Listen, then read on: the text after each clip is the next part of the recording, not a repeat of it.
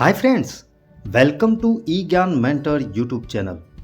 આજનો આપણો ટોપિક છે પ્રાથમિક શિષ્યવૃત્તિ પરીક્ષા અંતર્ગત આજે આપણે તાર્કિક વિભાગના પ્રશ્નોની આ વિડીયોમાં ચર્ચા કરવાના છીએ. વિડીયો શરૂ કરતા પહેલાં જો તમે ચેનલ પર નવા હો તો ચેનલને સબસ્ક્રાઈબ કરજો અને બાજુમાં રહેલ બેલ આઇકનને પ્રેસ કરજો કે જેથી કરીને મારા નવા આવનારા વિડીયોનું નોટિફિકેશન આપના સુધી પહોંચતું રહે. વિદ્યાર્થી મિત્રો, આપ સૌને વિનંતી છે કે વિડીયોના અંતમાં છેલ્લા પ્રશ્નનો જવાબ તમારે મને કોમેન્ટ બોક્સમાં જણાવવાનો છે, તો વિડીયોને અંત સુધી નિહાળશો. તો જોઈએ મિત્રો આજનો વિડીયો.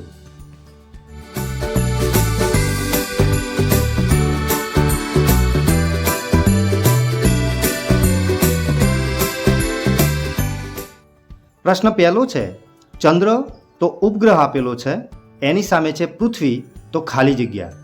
4 ઓપ્શન છે: એ સૂર્ય, બી ગ્રહ, સી સૂર્યમંડળ કે પછી ડી લઘુગ્રહ. તો વિદ્યાર્થી મિત્રો, આ પ્રશ્નનો સાચો ઓપ્શન આવશે બી ગ્રહ. પ્રશ્ન 2 છે, મીણબત્તી મીણ ખાલી જગ્યા વૃક્ષ. 4 ઓપ્શન છે: એ રેશમ, બી મધ, સી કાગળ કે પછી ડી વીજળી. વિદ્યાર્થી મિત્રો, મીણબત્તી એ મીણમાંથી બને છે, તો વૃક્ષમાંથી શું બનશે? તો સાચો ઓપ્શન આવશે સી કાગળ. પ્રશ્ન 3 છે, ગાંધીનગર ગુજરાત ખાલી જગ્યા મહારાષ્ટ્ર. 4 ઓપ્શન છે: એ પૂના, બી નાગપુર, સી મુંબઈ કે પછી ડી અલ્હાબાદ. તો વિદ્યાર્થી મિત્રો, ગુજરાતની રાજધાની ગાંધીનગર છે, તો મહારાષ્ટ્રની રાજધાની કઈ છે? તો સાચો ઓપ્શન આવશે સી મુંબઈ. પ્રશ્ન 4 છે, ઇજનેર તો મશીન, ડોક્ટર ખાલી જગ્યા. 4 ઓપ્શન છે: એ હોસ્પિટલ, બી શરીર, સી રોગ કે પછી ડી દવા. તો વિદ્યાર્થી મિત્રો, ઇજનેરને કામ કરવા માટે મશીનની જરૂર પડે છે, તેમ ડૉક્ટરને જો કોઈ કામ કરવું હોય તો શાની જરૂર પડે? તો એના માટે એને શરીરની જરૂર પડે. તો અહીંયા સાચો ઓપ્શન આવશે બી શરીર. પ્રશ્ન 5 છે, નીચેનામાંથી કયો વિકલ્પ અલગ પડે છે? 4 ઓપ્શન છે: એ પાટણ રાણકી વાવ, બી અમદાવાદ કાંકરિયા તળાવ, સી ગાંધીનગર દાંડી કુટીર કે પછી ડી વડનગર કીર્તિ મંદિર.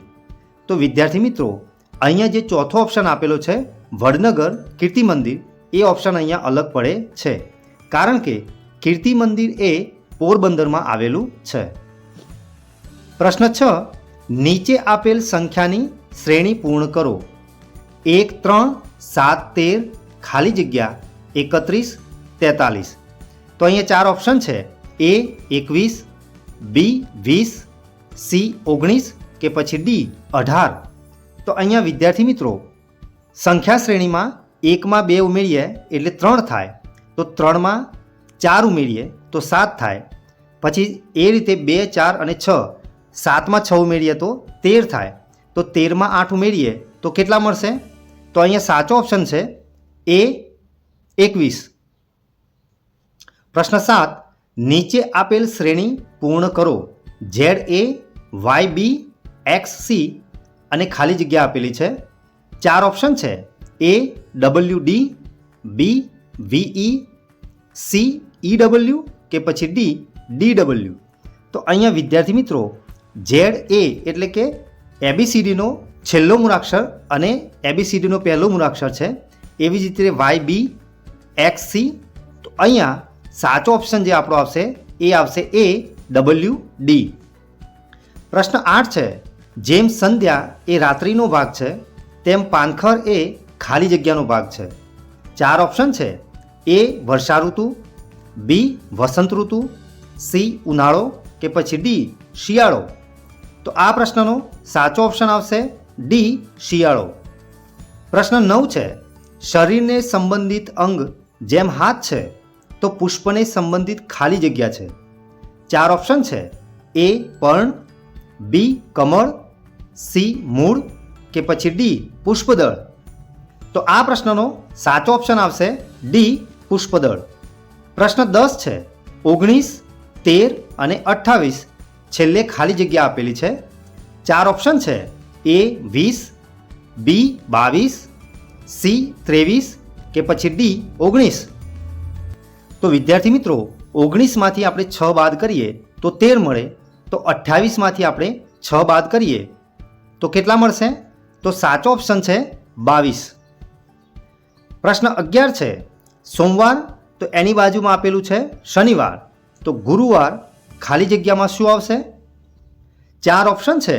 A શુક્રવાર, B બુધવાર, C રવિવાર કે પછી D મંગળવાર. તો વિદ્યાર્થી મિત્રો સોમવાર પછી મંગળ, બુધ, ગુરુ અને શુક્ર એમ 4 દિવસ પછી શનિવાર આપેલો છે. જો એવી જ રીતે આપણે ગણતરી કરીએ તો ગુરુવાર પછી શુક્ર, શનિ, રવિ અને સોમ. તો આપણો જે સાચો ઓપ્શન છે એ આવશે D મંગળવાર. પ્રશ્ન 12 છે. નીચેનામાંથી કયો અવયવ જુદો પડે છે? 4 ઓપ્શન છે.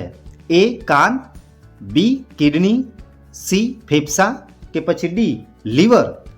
તો વિદ્યાર્થી મિત્રો સાચો ઓપ્શન આવશે A કાન, કારણ કે બાકીના જે 3 અંગો છે એ શરીરની અંદર આવેલા હોય છે, જ્યારે કાન જે છે શરીરની બહાર હોય છે. પ્રશ્ન 13 છે. નીચેનામાંથી કયું અલગ પડે છે? 4 ઓપ્શન છે. A કાગળ, B પેન, C પેન્સિલ કે પછી D શાહી. તો અહીંયા સાચો ઓપ્શન આવશે D શાહી. પ્રશ્ન 14 છે. આપેલ શાકભાજીના નામોમાં કયું નામ અલગ પડે છે? 4 ઓપ્શન છે. A ગાજર, B આદુ, C બટાકા કે પછી D ટામેટા. તો આ પ્રશ્નનો સાચો ઓપ્શન આવશે D ટામેટા, કારણ કે વિદ્યાર્થી મિત્રો ગાજર, આદુ અને બટાકા આ ત્રણે જે શાકભાજી છે એ જમીનની અંદર થાય છે, જ્યારે ટામેટા જે છે એ વેલા સ્વરૂપે એની ઉપર થતા હોય છે. પ્રશ્ન 15 છે. નીચે આપેલ ખેત ઉત્પાદનો પૈકી શામાંથી તેલ મેળવી શકાય? 4 ઓપ્શન છે. A બાજરો, B સરસવ, C જુવાર કે પછી D ઘઉં. તો વિદ્યાર્થી મિત્રો આ પ્રશ્નનો જવાબ તમારે મને કોમેન્ટ બોક્સમાં જણાવવાનો છે. તો વિદ્યાર્થી મિત્રો આજે આપણે જે પ્રશ્નોની ચર્ચા કરી એ પ્રશ્નોમાં તમને સંપૂર્ણ ખ્યાલ આવ્યો હશે. જો તમને આ વિડીયો ગમ્યો હોય તો વિડીયોને લાઈક કરજો અને શેર કરવાનું ભૂલતા નહીં. ફરી મળીશું આવા જ ઇન્ટરેસ્ટિંગ ટોપિક સાથે. ધન્યવાદ.